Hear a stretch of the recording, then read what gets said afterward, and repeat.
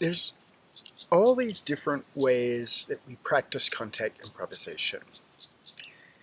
We go into a class with a teacher who facilitates our investigation of the form. We go to jams, this fabulous way to, in a very open structure, bring our questions to dancing with a variety of different people.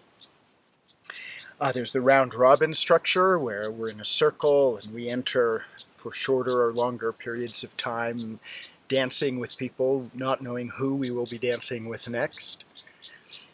And then there's labbing with people, going into a studio with one other person or a group of other people and really working our questions. And some people lab by going in and dancing together first and seeing in the moment what is my question that I would like to work on with the group. Some bring in what they're working on, and they might have the first few steps and they want the group to help them go farther with it. I know my first year, when I discovered that contact improvisation was a form, I studied with 19 different teachers my first year. And it was fabulous to get so many different doorways into the form from so many different people. But the second year, I started getting studio space, and I had 5 different people who individually, we would go in as pairs each week and lab. And so a couple hours with each one meant I was dancing 10 hours a week with these 5 different people.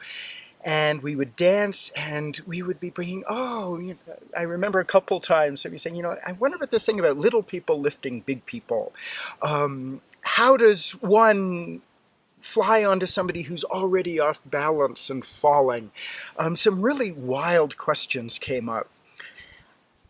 I think one of the most juicy kind of question that you can bring to a lab is to find something that's irritating you about the form and bring that to somebody else or a group of people and work that.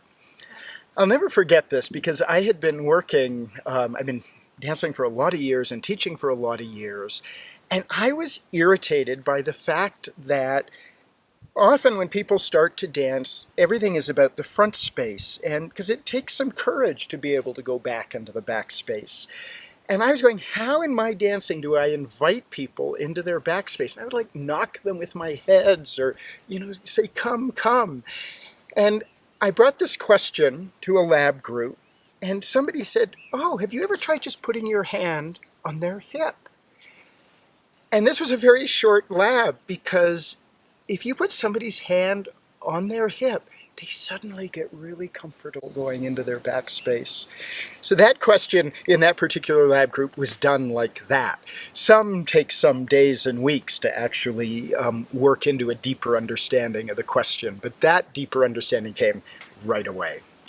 So I always say to people, I give homework to my students, I say, find somebody or find a group with and go lab this form, because it's just such a great way to deepen our understanding of it. So find a group to lab with, find a partner you like to dance with, lab with them, see what you find, and please send me your findings, okay? Bye-bye.